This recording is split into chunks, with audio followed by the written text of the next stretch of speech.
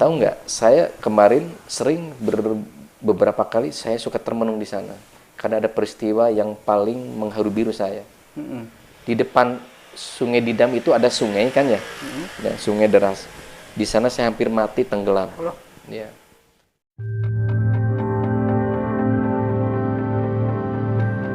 Assalamualaikum warahmatullahi wabarakatuh, pemirsa Kuningan Mas Channel.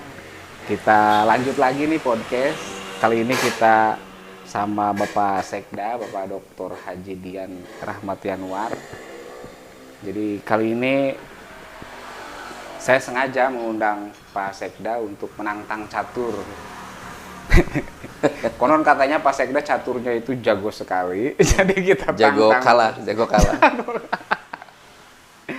Jadi memang Pak Sekda ini kan kesehariannya sangat sibuk pemirsa, sehingga kita pengen tahu apa caturnya itu masih ingat gitu kan, masih ingat atau sudah lupa gitu. Jadi pengen ngetes. Yang ingatnya hanya langkah bidak saja. Dulu terakhir itu kan waktu di Kopi Manis ya. Kopi Pak Manis, Sekda. wah, terakhir. Udah berapa lama ya? 3 bulan 4 bulan yang lalu ya? Lebih lama Pak. Alhamdulillah kalah ya. Waktu itu Pak Sekda kalah Pak. Iya. Waktu itu. Kalau sekarang kayaknya Kalah lagi. Oke pemirsa, nih sebelumnya Pak Sekda, Ya. kita dari Kuningan Mas ya, Deden, Eki, dan kru lainnya mengucapkan terima kasih nih Pak Sekda atas kunjungannya, atas responnya untuk memenuhi undangan kita gitu di kantor yang mungil inilah, yang Mungkin sesuai tamu yang datang.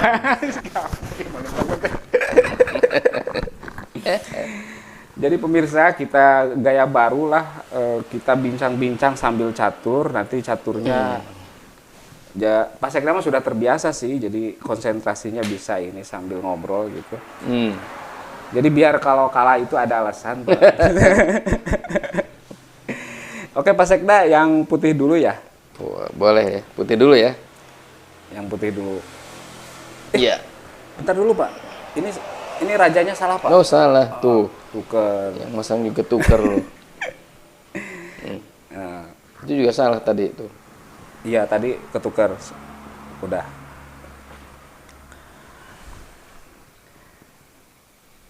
Biasanya hitam tapi Om Deden mah suka nyerang. Oh kamarnya kayak gitu Pak. Hitam tapi menyerang.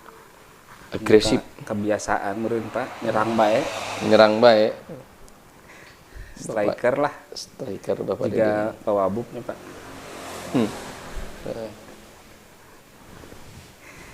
Pak ini kita belum ngucapin ulang tahun ya. Iya kemarin baru ulang tahun. Oh iya. Mohon. Moga panjang umur, semakin sukses ya Pak Sekda. Amin. Yang keberapa Pak? Itu Pak? Yang ke 30. 30 ya? Ya. Belum beres ditambah 24. Amin. Iya sahe lah Pak. Pak Sekda ini apa Pak? Iya. Gitu. Jadi 54-nya Pak.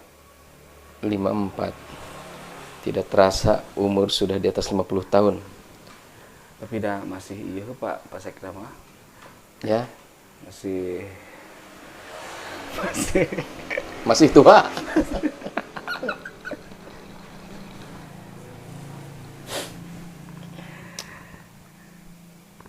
Satu konsen Pak. Iya, kalau catur tuh kan harus butuh konsentrasi. Langkah 1, 2, 3 ke depan harus diprediksi. Nah, kalau diajak ngobrol juga, apalagi wawancara dengan Kuningan Mas, Bang, itu harus tertata. Salah saja ucap ini. Sareudang kantor teh nya Pak. Ini perlu pakai AC ini. Oh, oke.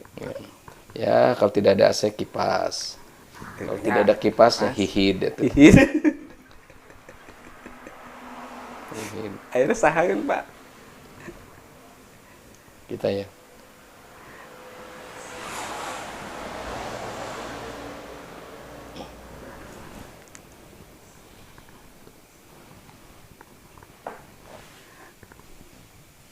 54 berarti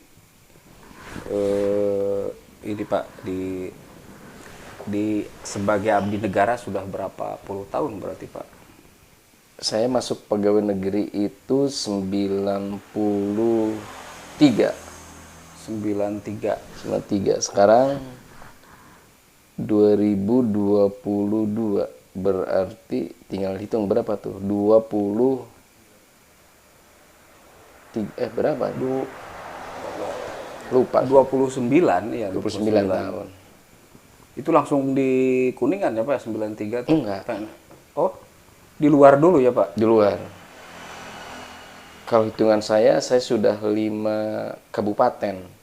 5 kabupaten, ya, beberapa provinsi.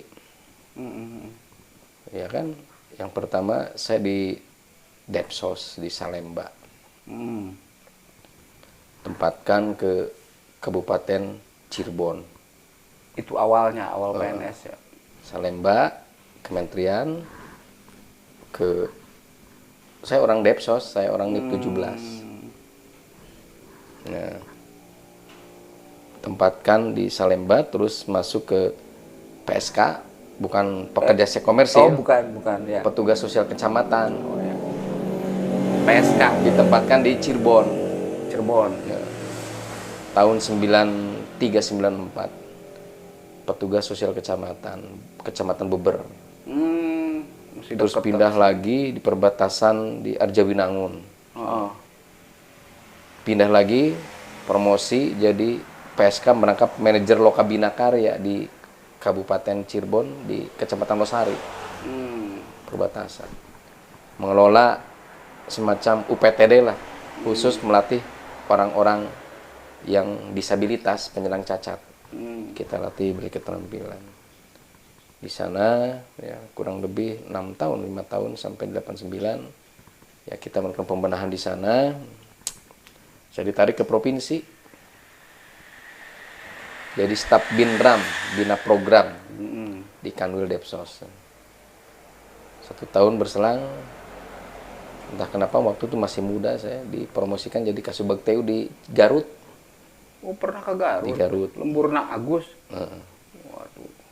Agus mana? Agus Mustawat? Oh iya, di Garut. Ya. Saya di Cisurupan. 2 tahun. Pas setelah menjabat, saya pendidikan oleh Kemensos waktu itu. Ya, kalau dulu mah, kalau sekarang mungkin untuk diklat PIM 3 lah. Sudah diklat, Depsosnya dibubarkan oleh Gus Dur. Oh, nyari tak. Tapi ada hikmahnya. Dulu waktu saya di Depsos ketika jadi petugas sosial kecamatan, cita-cita saya tidak muluk-muluk waktu itu, ingin jadi camat. Padahal mahnya perlu camat, ingin jadi sekda. Kayaknya enak banget ya camat itu. Tapi bagi saya waktu itu sesuatu yang tidak mungkin, karena saya orang departemen sosial. Saya petugas lapang kan, petugas sosial kecamatan. Secara aturan nggak bisa gitu, tapi atau kan dulu NIP-nya 17 saya. Kalau waktu itu kalau camat itu kan Depdagri 01. 01 atau NIP daerah lah. Waktu itu hanya utopis aja, kayaknya senang banget ya camat, tapi sesuatu yang nggak mungkin lah. Saya kubur dalam cita-cita itu. Kenapa waktu itu kok jadi ingin jadi camat? Karena saya sering berinteraksi dengan camat Deded, Pak Deded waktu itu camat Beber. Kok kayaknya enak orangnya ya. Gaya bicara, bergaul dengan masyarakat, ya, ketegasan, familiar gitu, enak. Jadi idol kan jadi seneng jadi camat nih kayaknya. Tapi waktu itu, jadi sesuatu yang tidak mungkin karena beda alam saya Depsos. Tapi mungkin ya itu, mungkin manusia berencana Tuhan menentukan lain. Waktu saya mungkin berkarir di Depsos aja deh, habis gimana. Tapi itu tadi, pas kita di Garut, saya di Diklat, saya rencana mungkin proyeksi kepala panti lah apa. Reformasi. Pak Abdurrahman Wahid jadi presiden, membubarkan Depsos. 2 kementerian, salah satunya Depsos. Ya, sama ya Depen kan? Ya. Sama Depen. Saya masuk ke provinsi di Jawa Barat. 6 bulan. Karena waktu itu gonjang-ganjing ya asli apa? Otda atau daerah. Ya, Otda. Jadi asli penduduk asli dan sebagainya waktu itulah biasa urung-urung gitu. Saya cari aman aja, dan kebetulan istri saya kan kerja di BNI di Kuningan. Ya akhirnya saya gabung lah. Akhirnya jadi pemerintah gabung di pemerintah Kabupaten Kuningan. Jadi waktu itu teh memang sudah menikah ya Pak ya? Sudah waktu menikah. malang melintang ke berbagai daerah. Pas nikah saya waktu itu bertugas di Losari. Istri saya di BNI Kuningan. Yang pertama itu. Insya Allah yang pertama dan yang terakhir. Ya iyalah, istri saya itu kan di kala suka dan duka, jadi memang betul Pak. Jadi akhirnya Gusti Allah menentukan lain. Dulu ukuran ingin jadi camat, jadi saya 12-an. Ya amanat dari pimpinan Pak Bupati ya, mudah-mudahan bisa mengamanah dengan sebaik-baiknya lah. Ya. Tapi dulu ngalaman camat Pak? Gak pernah. Malah itu kan belum ya? Pernah malah. Saya belum pernah. Delapan itu jadi petugas sosial kecamatan saja. Jadi itu ceritanya. Kalau saya sih dulu cita-cita bukan jadi PNS, sebetulnya ingin jadi dokter. Oh awalnya dokter. Berarti kuliahnya dokter dong? Ya tapi kan saya gitu Om Deden. Saya kan berasal dari keluarga ya sederhana lah. Ibu saya guru SD, bapak saya juga guru, anaknya 6. Ya saya teringat. Saya juga harus mengubur dalam-dalam. Ketika saya lulus SMA, ya, ingin jadi dokter, suatu hari ibu saya manggil saya, Yan, kayaknya mama gak bisa deh mendorong kamu jadi dokter, mengingat biaya. Memang saya dengan kakak saya yang nomor 4 dan nomor 3 berurutan 2 tahun 2 tahun. Jadi waktu itu keur memeujeuna si ibu sama si ayah teh, si bapak teh nguliahkeun. Kakak saya yang di PB, yang satunya di Jogja lagi membutuhkan biaya juga, satu lagi ya baru lulus dari satunya lagi kan dari PB juga. Berarti Pak Sekda anak keberapa? Saya anak ke-5 dari 6 bersaudara. Pangais bungsunya. Ya, jadi itu Om. Lagi-lagi mengubur impian dalam ketika lulus SMA waktu itu agak shock juga. Ya akhirnya saya tahu diri dari keluarga yang memang ya sederhana lah. Akhirnya saya cari sekolah yang semi kedinasan atau kedinasan. Saya daftarlah ke sekolah kedinasan di bawah Departemen Sosial, ya STKS. Gitu. Ceritanya gitu. Beasiswa meureun Pak. Kedinasan itu kumaha Pak? Ya kan setelah lulus itu ya saya cerita, setelah lulus itu kok saya tidak mau jadi pegawai negeri juga. Setelah lulus dari STKS itu saya kerja di perusahaan ekspor impor Jepang di Jalan Gajah Mada di Jakarta Pusat. Jakarta Pusat. Lama itu Pak? Enggak lah, 1,5 tahun. Itu teh setelah lulus? Setelah lulus, teman-teman sudah ditempatkan di mana gitu. Saya tidak. Saya kok waktu itu jujur saja, kok males juga ya lihat PNS itu ya. Ya masuk di perusahaan PT Toyomi. Home appliance, jadi peralatan-peralatan rumah tangga. Waktu itu karir juga lagi bagus-bagusnya, waktu itu asisten manajer. Kalau tidak salah, saya udah jutaan gajinya waktu itu tahun 93 itu. Berapa? 2.700.000 lah. Ukuran dulu mah besar itunya. Bujangan. Di Jakarta, asisten manajer, membawahi, ya gitu ya, banyak karyawan, 2.700.000. Daftar, jadi akhirnya suatu hari ada panggilan di Depsos.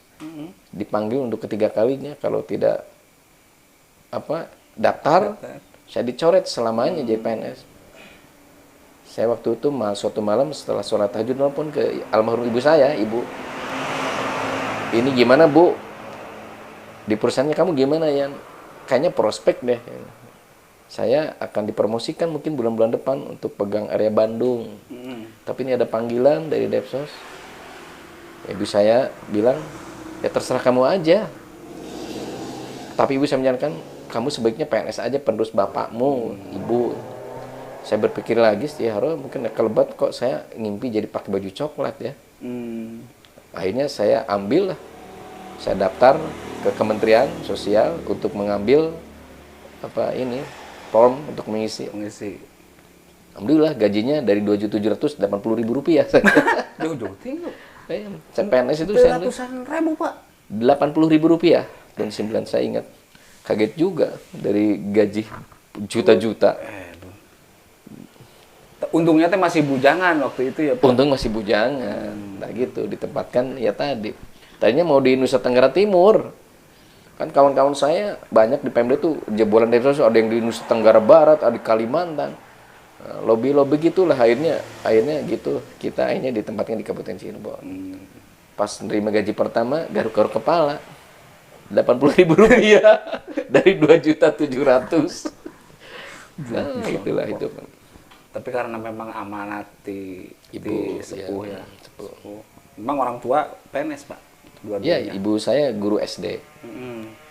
SD Wirarangan, terus pindah ke SD 7. Sekarang SD 17. Ya, yang dulu mah SD 7. Mungkin gurunya Pak Bupati mungkin. Ya, mungkin juga ya. Katanya SD 7. Pak Bupati ya. Ibu saya masuk ke SD 7 sampai pensiun. Bapak saya guru SMA. Ya, terus jadi kepala SMA Cilimus selama 18 tahun. Terus karena aktif di organisasi bapak saya itu juga. Nah, terus Pak Haji ini kan ketua Dewan Pendidikan dulu pernah. 18 tahun kepala SMA Cilimus langsung jadi kepala SMA 2 Cirebon. Jadi menjabat PLT, PJ, pejabat di Kandepdikbud dulu sih di Kota Cirebon di Kabupaten Kuningan, pengawas pensiun. Nah itu, jadi sekali lagi cita-cita dokter, setelah kerja cita-cita pengen jadi camat. Tapi dua nana teka capaian, dua-duanya tidak kecapai. Tapi malah lebih ya Pak ya. Ya. Terus hikmah dari situ gimana Pak? Ya dari beberapa cita-cita yang tidak tercapai malah justru melampaui gitu Pak. Ya apa ya? Air mengalir saja ya. Ikuti saja. Tapi ketika saya pindah itu ke kerja di swasta, saya kuncinya mencintai pekerjaannya. Apa yang kita kerjakan kita cintai aja, kita senangi, sehingga tidak menjadi beban. Seberat apapun pekerjaan, di swasta atau di negeri, saya rasakan ketika kita lakukan dengan sepenuh hati, ya terasa ringan aja. Waktu saya di perusahaan Jepang itu berat itu, tahun 93-an, itu telat 5 menit sudah tertera potongan-potongan gaji. Tapi kok saya seneng ya, itu tentang ekspor impor. Saya menyenangi, berangkat pagi, saya tinggal di rumah saudara di Kalimalang, Bekasi. Kantor di Jakarta Pusat. Di jam aja 1,5 jam di perjalanan. Pulang jam 7 malam, datang ke rumah saudara tempat saya tinggal di sana. 1 jam 2 jam paling macet. 3 jam nyampe di rumah itu jam 10 malam. Tapi seneng. Terbukti setelah 1 tahun lebih didorong saya jadi assistant manager. Setelah 6 bulan saya akan didorong promosikan pegang Cirebon, pegang di Bandung, kantornya di BIP Jalan Merdeka. Tapi keburu ada panggilan itu. Jadi di PNS juga begitu, menyenangi aja pekerjaannya. Saya punya prinsip ketika kita menyenangi pekerjaan, ya pekerjaan akan mencintai kita. Terasa ringan aja, banyak banyak kemudahan. Makanya awet muda juga kan pas saya awet muda. Amin. Jadi gitu. Ya karena memang mungkin dididik oleh orang tua dari hidup yang ya keterbatasan sederhana. Jadi investasi dari orang tua ke anak-anaknya bukan aset, tapi mungkin pendidikan, ilmu supaya kita bisa bekerja dan menghidupi diri sendiri dan mandiri. Ya. Terus Pak dengan dulu ya sewaktu 27 nih, terus gaji jadi 80, ngarumah satu Pak. Ngarumah. Terus cukup hente gitu maksudnya waktu dulu teh. Ya kan kita meyakini kalau Tuhan ada semacam menciptakan ada sebuah keseimbangan ya. Ketika pemasukan gede, ya pengeluaran juga gede. Ya. Pemasukan kecil, ya pengeluaran juga kecil. Dan ya apa ya? Dengan gaji segitu, kok justru saya menikah gitu, Itu teh berarti setelah beberapa tahun jadi PNS Pak menikah teh? Menikah. Saya setelah PNS 3 memberikan diri melamar seorang gadis yang bekerja di bank. Waktu itu juga nekat juga karena istri saya gajinya mungkin berlipat-lipat dari calon suaminya. Itulah. Ya 90.000 lah mungkin ya istri mah. Ya. Setelah jadi PNS saya jadi 80.000 jadi 120.000 kalau tidak salah. 20. Jadi gaji golongan PNS waktu 3A. 120.000. Ya, ketika nikah punya anak, ya alhamdulillah susu habis dalam waktu 1 minggu udah. Kita bisnis sama istri. Memang dari dulu saya senang bisnis. Ya. Waktu SD itu saya sering diculik sama kakek saya. Mungkin itu yang membuat saya sekarang hari ini senang bisnis dengan istri saya. Kakek bisnismen Pak? Dulu kakek saya bandar bolen di Ciporang. Jadi kalau saya lagi belajar SD diculik sama kakek saya. Padahal ibu saya guru, bapak saya guru, suka marah. Si Dian, saya dupangnya Yan. Si Yan kemana kok gak ada di kelasnya? Diculik sama kakek saya, diajak ini berniaga. Pakai mobil truk saya. Di atas truk ke Ciledug, ke Kertasmaya. Kakek saya bandar bolen. Nah, saya senang. Dari kecil saya sudah melihat orang bertransaksi, berniaga, lobby gitu. Oh gitu ya. Kakek saya beli bolen di Bandorasa, di Kertaungaran, dijual ke Ciledug, dijual ke Kertasmaya, Indramayu. Saya pakai terus. Saya senang melihat kakek saya bertransaksi. Terus yang paling saya tunggu bonusnya ketika boleh terjual habis, saya dikasih bonus minuman temulawak. Oh nyanya dulu mah ya, usung. Temulawak bener. Temulawak. Samewah teh nya Pak. Samewah, 1 botol kasih. Pulang sore maghrib, datang ke rumah ibu sama bapak baud marahin sama si Aki kan budak keur sakola dicuculik dagang bae. Tapi ternyata Om Deden itu membekas dalam diri saya. Jadi ya gimana ya, niaga itu. Pas ketika SD saya suka ya, ibu saya kan nambah penghasilan. Anaknya 6 guru, waktu itu guru tidak seperti hari ini. Ya. Ibu saya suka bikin es. Ya, es kacang hijau. Ya, saya bawa ke sekolah, ke SD 7. Saya titipan termos esnya di warung sekolah. Kadang-kadang malu juga, tapi karena saya teringat ini saya dapat duit karena di bonusan. Kalau esnya habis 1 termos, saya dapat bonus dari si ibu itu Rp25. Harga esnya seberapa? Harga esnya teh waktu itu berapa ya? Rp10 atau 15. Jadi kalau 1 termos habis sama ibu saya Rp25. Dikasih Rp25 yang bakal. Memang dari kecil juga mungkin ibu saya bapak saya udah melihat talenta bisnis saya ya. Salah we perak tuh Pak. Saya makan. Kelas berapa itu teh Pak? Saya kelas 3 ya, kelas 4 suka bawa termos saya titipin di warung. Di SD 7. Ya. SD 7. Jadi ingat lamun enak SD 7 teh Pak. Lewat jalan Kepuh di Soledad lamun hujan teh gebruk di Soledad lalu tak gitu. Kadang kaci tambah di susu heula. Kasapna teh baseuh calana teh. Ku guru teh ngomong, "Ieu bangku si Dian baseuh bae ngompol maneh lain, Bu. Di Soledad di Kepuh." Di susu heula. Itu gitulah. Oh, berarti jalan kaki teh kayak air rumah baru. Teh. Rumah di Pasar Baru. Pasar Barunya, cakep Pasar Baru. Yang sekarang dekat toko Terbit. Oh, jalan SD 7. Oh, nya tembus berarti eta nu eta nya. Iya, jalan belakang Kepuh. Nya. Kepuh. Nah, Kepuh mah dulu itu jalan tanah merah, lumpur, lamun hujan, leueur. Digeblug teh kadang-kadang urang ti Soledad. Ka sakola teh geus barlok. Dasieun di sisilan ku guru abdi teh sok ka Citambah heula di susu heula. Citambah eta teh. Ya, susu heula bersih. Ka sakola bahasa jibruk di protes itu teh pan bahasa sok di sisilan. Nah, jadi memang itu kenangan yang tidak terlupakan. Jadi saya waktu SD mah sering diculik oleh Aki. Ya. Bangor sama mungkin dengan King Niana. Saya bisa berenang itu orang lain hari ini mungkin kursus les ya. Saya mah dulu bisa berenang otodidak di Sungai Cisanggarung. Cisanggarungnya belah mana, Pak? Tahu? Iya, kafe Didam di Cilihirang Wetan. Oh, Citangtu. Nah, tahu nggak? Saya kemarin sering beberapa kali saya suka termenung di sana karena ada peristiwa yang paling mengharu biru saya. Di depan Sungai Didam itu ada sungai kan ya, ya sungai deras. Di sana saya hampir mati tenggelam. Ya. Itu waktu belajar, ya, arus deras. Saya di pinggir, saya teuleum nah, ya, nyelam. Tanpa disadari nyelam ke bawah arus, ke tengah. Leuwih munding namanya itu. Kalau saya tuh leuwih munding. Saya udah sadar keras beberapa detik saya udah masuk ke pusaran itu.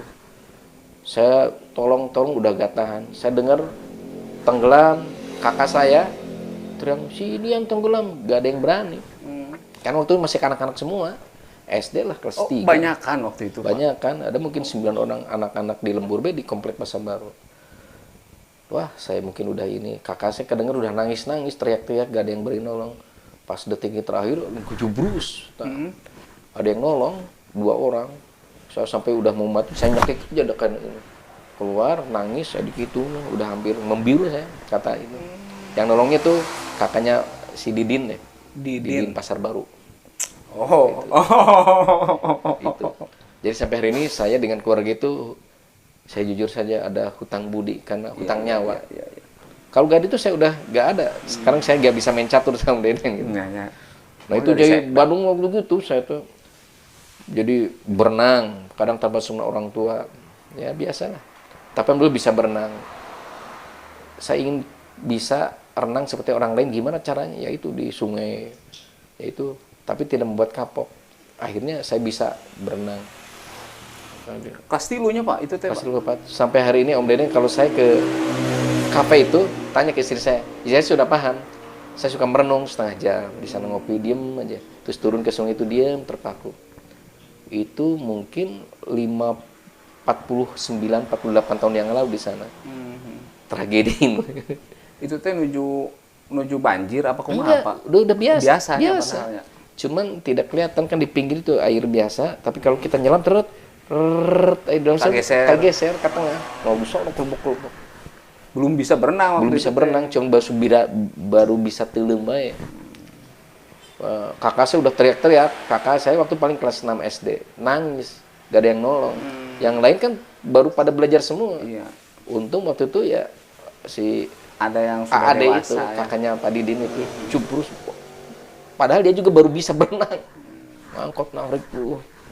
Wah itu sudah hampir-hampir kena. Tuh. Ya itu kenangan SD itu luar biasa ya. Banyak membekas. Itu sepermain saya itu dengan Pak Imam yang punya toko terbit itu kan tetangga. Pak Ade, Pak Maman. Teman itu. Pak Maman Firmansyah yang sekarang dan komandan sekretaris komando gabungan Maijen Marinir. Itu teman sepermainan. Alhamdulillah lah. Dari Sungai Cisanggarung itu melahirkan ada pengusaha Pak Imam kan. Dari Sungai Cisanggarung. Ada yang sekolah bintang 2 menjelang bintang 3 ini Pak Maman. Ya, banyak. Ada yang sekda. Ya, gitu alumni Cisanggarung. Alumni Cisanggarung. Itulah. Itu sebelum tentang SD ya? Iya. Tentang SD. Dia bohong gitu pas Motnah saya nalaktak, sering jatuh dari mobil truk yang ada di pasar lagi bongkar buah. Saya ngambil buah, jatuh sampai 3 dagor karena batu berdarah gitu. Ya tapi gitulah mungkin kenakalannya dulu gitu. Dulu masa SD-nya saya dibesarkan di lingkungan guru, ya. Tapi lingkungannya di pasar. Di pasar, terus kakek juga malah mengajarkan berniaga, berdagang gitu. Ari Hoyong dokter. Bapak saya juga dagang, guru tuh.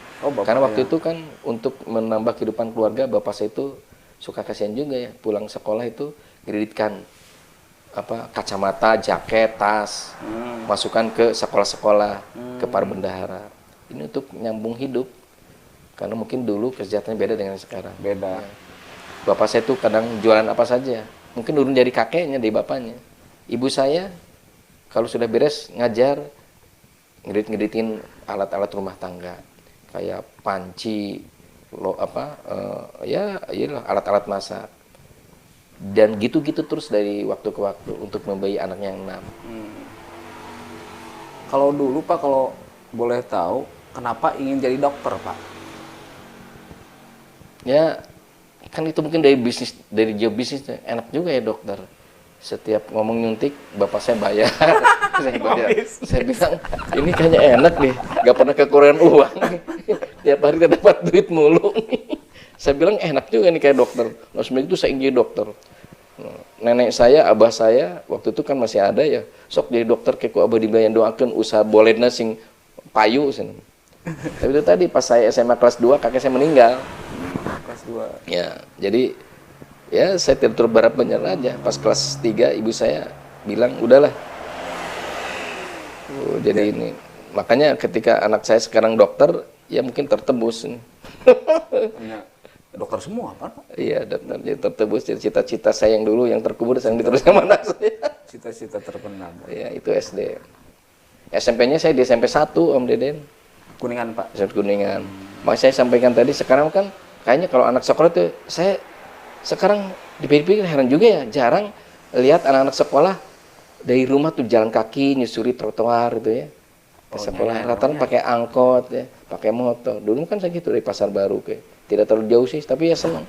Masa-masa itu paling menyenangkan ketika berangkat sekolah bersama-sama. SMP. Itu bari ngarokok Pak dulu. Nah, di sana jujur saya udah mulai mengenal sering nginep. Nah, saya tempat nongkrongnya nginepnya di putranya Pak Sa yang LSM. Pak siapa? Yang di Cipicung tuh dekat makam. Itu putranya dicoba dengan saya. Kadang saya nginep di sana berhari-hari SMP. Nah, di samping senang bisnis SD, SMP mulai saya senang berorganisasi. Di Komplek Pasar Baru saya dikenal walaupun masih SMP selalu suka mengadakan event-event di RT itu. Terutama kalau Agustusan. Lucu juga anak SMP bisa mengkoordinir para kuli di Pasar Baru untuk diikut jadi event sepeda. Terus panjat pinang, dangdutan. Waktu itu saya ketua panitianya SMP. Bisa mengkoordinir, saya juga kaget sendiri. Bisa menghimpun para pemuda, para kuli-kuli untuk berpartisipasi memberikan acara di Komplek Pasar Baru.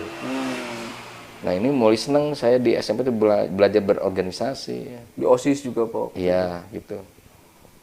Ya, terus senang mulai olahraga. Saya ikut keterampilan main bola. Di sana saya merasakan belajar bekerja sama. Saya ikut keterampilan sepak bola. Saya ingat guru saya sekarang masih ada Pak Ganda. Itu guru paling tegas, galak lah. Dia guru olahraga. Ya. Saya senang main bola. Saya ikut keterampilan sepak bola. Saya kadang-kadang dipasang menjadi striker, kadang-kadang juga menjadi gelandang. Kadang juga back. Suatu hari saya dijitakin sama Ganda. Hari mana main bola teh kudu kerjasama, nyana yang main bola teh sorangan bae. Dengekeun ya ku saya kaharepnya ari gawe boh naon teh hirup teh kudu kerjasama. Moal aya zaman sukses hirup sorangan. Mana ari main bola teh sorangan bae nya mah gitu tar upar-upar bola. Itu membekas Om. Jadi dimanapun Pak Toto Sudito ya. Iya Pak Ganda itu kan adiknya. Kakaknya? Adiknya Pak Toto Sudito. Sampai hari ini saya sering kata-kata dengan Pak Ganda, Pak bener ajaran Bapak. Seperti halnya sepak bola, bekerja itu harus kerjasama. Tidak ada superman, yang ada super team. Tidak boleh ada yang merasa paling pintar, merasa paling merasa paling bisa, merasa paling hebat. Dalam dunia kerja sama. Justru kalau orang seperti itu ini akan merusak tatanan. Saling menghargai kerjasama. Ini SMP itu waktu itu saya udah gitu. Ya. Jadi senang main bola, bisa mulai belajar ngerokok, gitulah Badung. Nah, saya kebanyakan gaulnya pindah dulu di Pasar Baru ketika SMP saya dengan SMP itu mulai gaulnya di komplek SMA Koskoro dengan anak guru. Nah, anak guru juga sama. Mayoran, tahu Mayoran? Buat Rahman. Nah ini cerita lucu. Suatu malam kita lagi ngobrol nongkrong. Ada ayam punya Pak Suryana, guru kita. Ayamnya kita ambil, kita pencit, kita bakar. Anaknya kita panggil, Man, Mayoran, anak Mayoran main ayam kamu. Man lagi berkedar. Pak punya bapaknya. Dibakar di kapal. Itu SMP Pak? SMP, SMP. bakar. Itu ayam punya bapaknya padahal. Nah besoknya jika menu idenya iya jika pas besoknya bapaknya nyanyi ayam kesayangannya, ya ayam leungit. Si mama bilang, eta nu tadi penting di darah ayam saya. Bapak mana? Akhirnya dia ngomong ke bapaknya gak berani aja diamnya. Itu nakal-nakal gitu di SMP seperti itu. Jadi banyak lah. Sama lah. Saya jujur ya termasuk anak nakal dulu ya SD. Saya mungkin di keluarga termasuk orang yang sering diomelin sama ibu saya, bapak saya. SMP 1. Terus ke SMA 2, ini cerita soal sekolah ya. Oh, ya. Terus masuk SMA 2. Gaulnya tetap dengan anak guru di komplek itu. Aduh, Badung ketulungan, ngerokok. SMA 2 kan dulu ketat banget ya. Ketat. Saya paling ingat ini kejadian yang paling membekas dalam diri saya. Kelas 2, saya dulu rankingnya biasa aja lah. Jelek enggak lah. Ya masuk kadang 10 besar tuh. Tapi waktu itu saya paling pusing tuh pelajaran kimia stoikiometri waktu itu. Gurunya Pak Utoro ya? Kan anaknya Budi, disebut saya Budi Idi Amin. Teman saya, kenapa disebut Idi Amin? Karena hitam kan. Kan dulu saya juga disebutnya aneh-aneh lah ya, karena ini. Nah, suatu hari saya bilang, wah ini pelajaran stoikiometri menghantui saya. Paling sulit kan stoikiometri. Nah, saya bilang ke Budi, Bud, kan rek ujian minggu hareup. Ujian. Cing cari bocoran soal. Kan dulu mau ujian teh kebanyakan pilihan berganda. Oh iya nya cenah. Cing kan bapak mana beuna kuncina beureun keke di tangan. Selang 1 hari dia dapat kuncinya. Yan ini tapi teh ting bener ting teh ieu teh da kadu A, B, C, F, E kitu teh. Ieu mudah-mudahan ieu kuncina beureun. Sabaraha soal 30. Waktu itu saya yang dapat tuh Budi dengan almarhum Hendy Puhirman. Pas besoknya ujian teh, wah saya senang 30 soal, berarti benar kunci. Pas gitu. Tanpa tadeng aling-aling, tanpa pikir, saya isi aja langsung pindahin, tek gitu. 10 menit saya keluar beres. Pak Utoro, guru killer kan, liatin aja. Selang 5 menit si Budi anaknya keluar beres. Selang setengah jam, Hendy itu teman saya keluar beres. Padahal itu yang juara paralel di kelasnya itu pada pusing, belum tuntas juga, belum beres. Kita beres duluan, pulang duluan. Selang seminggu diumumin, saya nilainya 10, si Budi 10, Cindy 10, yang lain 3, 2, 4, di bawah 5 semua. Orang-orang pintar dapat 3, dapat 4, dapat 5. Saya kaget, waduh lupa harusnya disalahkan. Harusnya disalahkan. Terus kemana tuh Pak? Pak Utoro curiga tuh. Minggu depan Pak Utoro datang. Alhamdulillah di sini termasuk anaknya juga. Alhamdulillah di sini ada perubahan yang cukup luar biasa. Ada 3 orang nilainya sempurna stoikiometri. Dian, Hendy dan Budi. Coba Dian ke depan. Saya ke depan. Kerjain soal. Ini stoikiometri saya ngejanteng setengah jam ke garis dipukul. Dulu masih usum penggaris yang penghapus Pak. Budi dipukul. Akhirnya waktu itu menyadari, oh iya, jadi cara-cara itu gak boleh lah. Saya sampai hari ini suka kerdong itu ketawa ngekek. Kamu lagi Bud, ya kamu lagi. Harusnya kan disalahin kayak, jadi dari 30 diberi 15 kayak. Ternyata orang yang paling pintar di kelas kita itu cuma dapat 4. Ada yang 3,2, saya 10 sama si Bud. Nah, itulah gitu. Kelas berapa itu tuh Pak? Kelas 2 SMA. Kelas 2 SMA. Nah, itu di SMA saya itulah masuk IPA. Nah, kan itu tadi cita-cita jadi dokter teh masuknya IPA. Ranking berarti pernah ranking seberapa? Saya di SMA biasa saja sebetulnya. Ya gitulah. Tidak masuknya papan inilah. Papan menengah. Papan menengah, kadang ranking 10, 7, 9 gitu. Nah, kan dulu SMA 2 mah ketat pisannya Pak. Tuh, kan gabungan dari sana, kan dari sekolah-sekolah SMP yang unggulan gitu. Ya. Abdi BG padahal mah pinter pisan, susah pisan. Ranking 48 dari 48 siswanya. Gini ngapa? Nah, di sana jadi orang mulai SMA mau mulai mengenal cinta cinta monyet gitu. Biasa ngerokok. Eta jeung baradungnya budak komplek lucu. Jadi balangor itu dengan anak-anak guru. Ya. Tapi bangor-bangor wajar lah. Bangor wajar lah gitu. Kadang-kadang bolos, kadang-kadang gitulah. Jadi, nah singkat cerita, ketika saya mendapat keputusan dari ibu tidak bisa masuk ke kedokteran, ya ada kecewa, tapi saya menyadari lah keluarga saya juga butuh biaya untuk kakak yang lain. Saya akhirnya masuk ke sekolah yang kedinasan itu, yang ya artinya tidak terlalu membuat biaya membebani biaya yang besar. Singkat sih seperti itu. Jadi saya bekerja di swasta, terus jadi PNS. Nah, bisnis juga ketularan istri saya. Pembelian tidak tahu, saya itu dari dulu pegawai tapi pebisnis. Sebelum nikah pun saya dengan istri itu untuk biaya nikah itu kita nanam bawang, dagang bawang, dagang semangka untuk membeli pernikahan. Di Kuningan, Pak? Di Losari Brebes tugas saya kan waktu itu. Kan Losari Brebes itu, di Losari itu, Losari Brebes, Losari Cirebon itu kan terkenal sentra bawang dan semangka. Jualannya di pasar apa? Enggak, saya nanam, saya ngontrak, nyewat lahan berapa hektar, saya taruh di sana. Pernah juga mengalami pahit kegagalan, jadi udah ini pas mau panen terkena hama. Nah, kita kumpul-kumpul dari bisnis bawang dan semangka. Nah, saya bisa nikah, dengan saya dulu nikah itu dengan istri kita udah sepakat tidak mau membebani orang tua. Jadi nikah itu hasil usaha sendiri. Tuh saya mah dari mulai bisnis semangka, bisnis bawang, setelah nikah kita ngontrak di Perumnas untuk menyambung hidup. Ya kita bisnis apa coba? Rental PCD. Rental PCD-nya? Rental PCD kita jabanin. Musimnya? Bajakan kayaknya, Pak? Ya bajakan. Waktu kuliah juga saya gitu. Ya saya juga ingin seperti mahasiswa lain. Ada wakuncar, ya makan di mall gitu, nonton. Cuman gitu. Biaya bapak saya, ibu saya untuk kuliah itu cukup 1 minggu.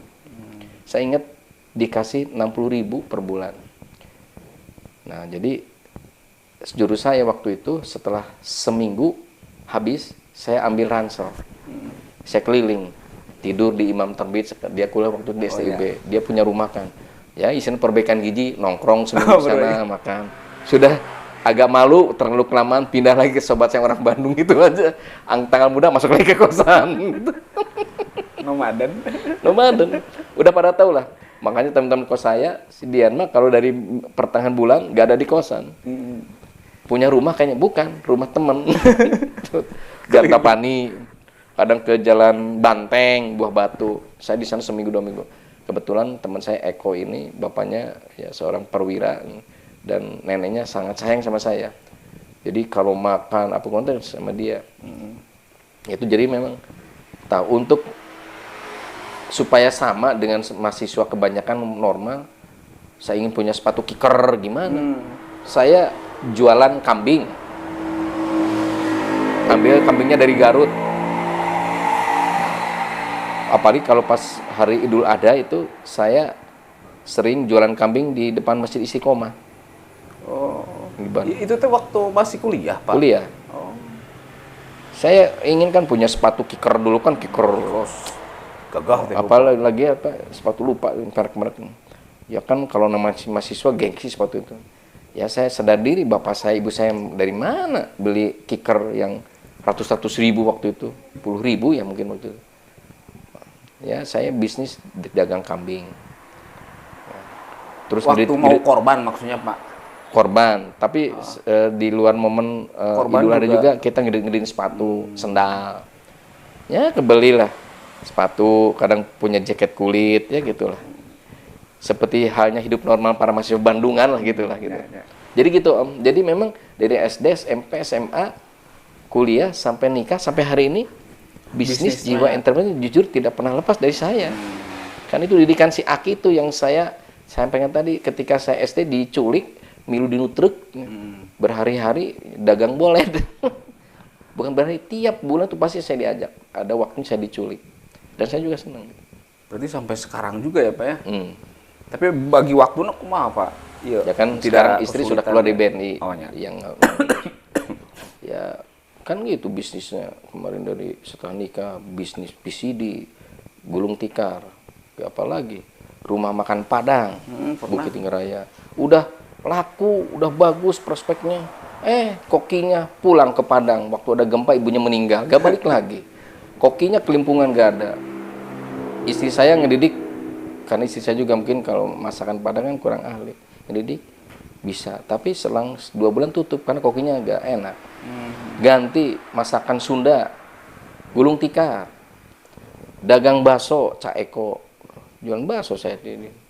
5 bulan bagus, gulung tikar. Wah, udah macem-macem bakso. Iya, bakso. Salon, tak ketemu jodoh di salon. Ya, jadi salon. Sekarang udah hampir berapa tahun? 10 tahun ya, 12 tahun. Nah, mulai rada stabil. Udah, ketika istri saya keluar dari BNI, usaha salon ini sampai ini udah bertahan. Mulai berkembang, istri saya yang tadinya pegawai ya, menjadi seorang ya iyalah tukang usaha, akhirnya senang bisnis. Business woman dari ya, salon ya, berkembang ke ya refleksi ya, ke butik ya, ke kuliner, ke retail, ke grosir. Ya. Gitu. Jadi itu jadi warnanya ternyata istri saya juga dulu ibunya sama neneknya juga punya usaha kuliner, rumah makan. Jadi nyambung, basicnya kita tukang dagang lah. Tukang dagang yang nyasar dari pegawai negeri. Tapi upami ibunya istri orang asli Kuningan ya Pak? Istri asli orang Kuningan. Berarti pendakna di mana Pak? Di kuliah apa di? Saya 1 RT. Murah meriah saya. 1 R. Di Pasar Baru. Jadi langsung iya Pak digenjering Pak. Jadi karena begitu hemat efektifnya mungkinnya orang karena pebisnis ya supaya meminimalisir biaya ya nikahnya satu tetangga aja lah. Tetangga. Buah-buah nu di palingan buahna eta. Sepertinya dengan kakaknya termasuk itu. Kita itu. Gitu Om. Aduh. Itu catur sama kapohok. Lupa ya caturnya. Nanti aja lah catur namanya Pak. Iyalah. Biar dilanjut nanti di. Iya. Jadi harus kalau catur mah di momen khusus harus konsen. Harus konsen. Karena kalau konsen saya meyakini akan revenge, akan mengalahkan Om Deden. Dari dokter begitu. Aduh. Pak mungkin Pak pesan nih Pak, pesan yang penting biar generasi muda, generasi penerus. Jadi pesan Pak Sekda kepada mereka seperti apa gitu kan Pak? Atau misalkan gini, ayo cuang kasih di Sanggarung misalkan gitu.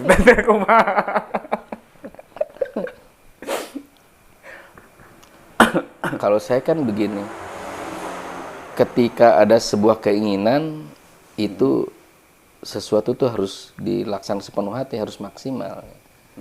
Gagal bangun, gagal bangun, gagal bangun. Jadi adalah sebuah hal yang sangat wajar ketika keinginan ini dalam prosesnya itu menemui sebuah hambatan, sebuah kegagalan.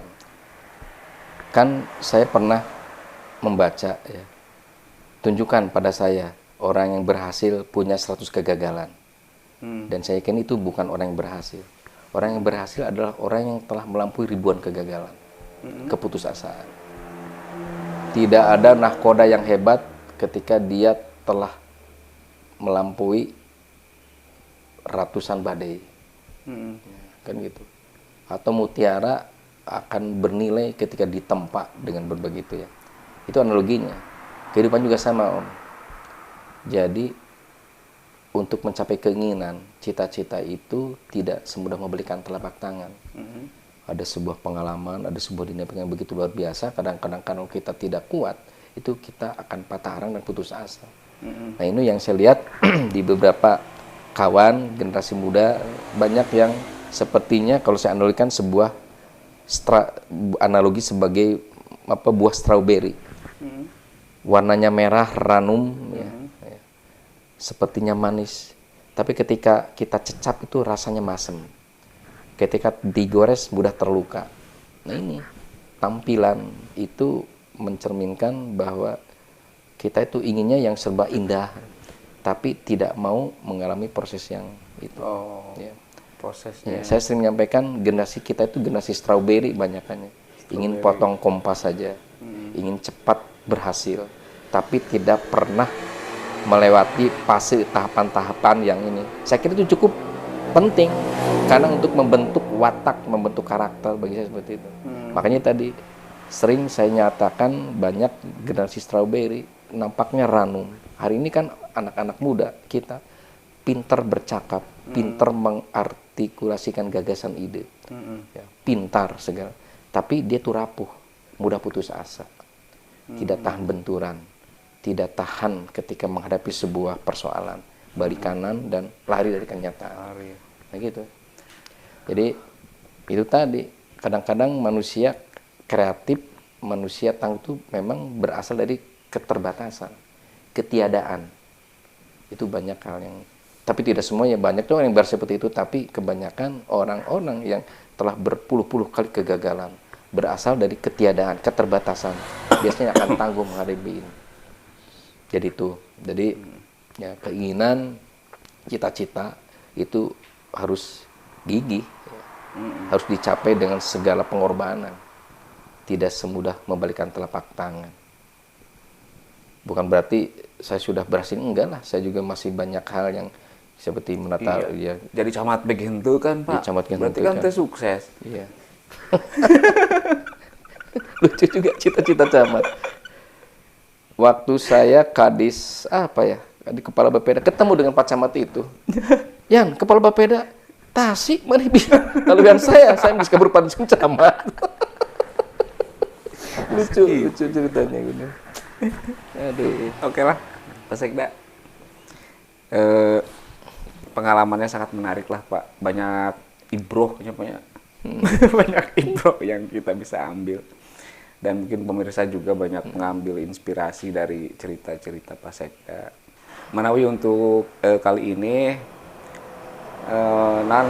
namina teh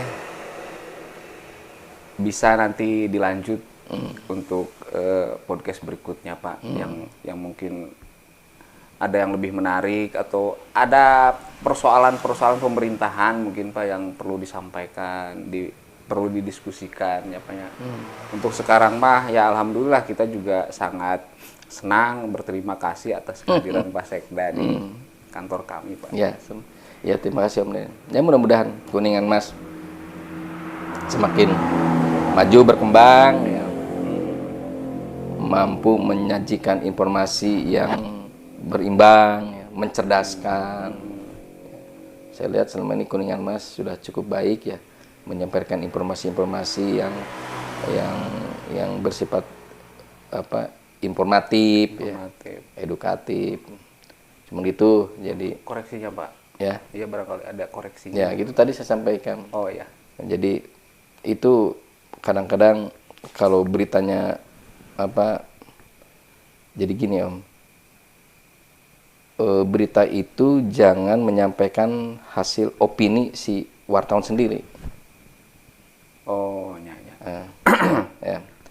Kalau wartawan mah kan menyajikan berita itu secara kritis, secara objektif dan berimbang. Jadi kalau sumber datanya belum jelas, masih meragukan dan mengundang atau mengandung nanti ya hal-hal yang memang tidak diinginkan, itu harus dihindari. Nah, terus berimbang Om. Jadi ketika ada berita, kadang-kadang kan prinsip pers itu ya sekarang mungkin tidak ya, dulu mah kan ada bad news, good news. Good news, ya. Berita-berita buruk ini ada berita baik. Nah, itu ingin saya sampaikan, ya, hadirlah media itu menjadi media yang mencerdaskan, ya, memberikan manfaat.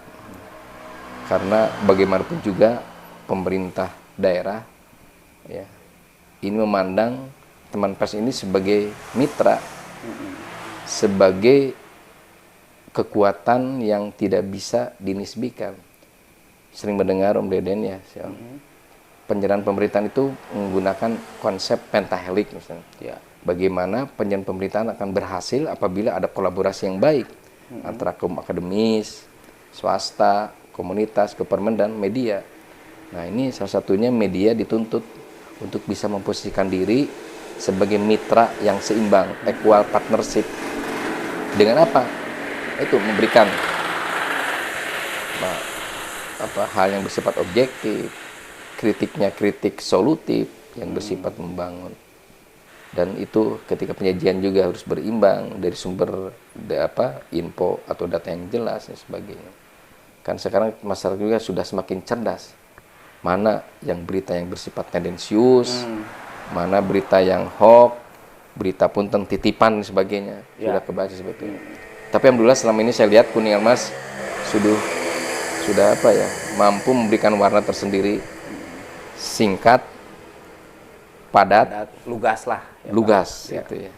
Terima kasih lah sudah memberikan warna di masyarakat Kabupaten Kuningan, di pemerintahan daerah.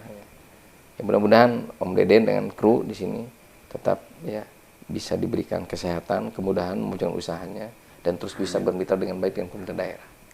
Amin. Itu Bermitra ini maksudnya bermitra itu ya Pak ya. Bermitra iyalah bermitra kan. Ya, bermitra.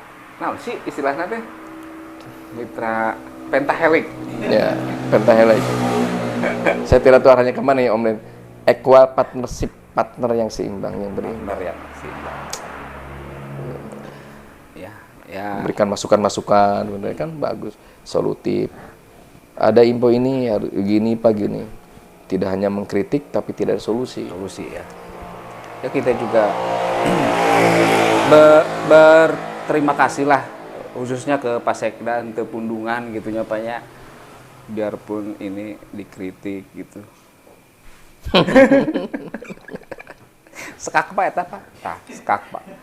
Iya. Tidar. Situ belang ge, ditanang deui. Oke lah. Siap Om Deden. Pak Sekda untuk podcast kali ini nanti kita lanjut bisa Iya.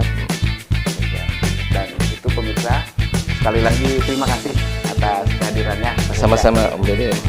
Terima kasih. Dan pemirsa terima kasih atensinya. Kita bertemu di konten berikutnya.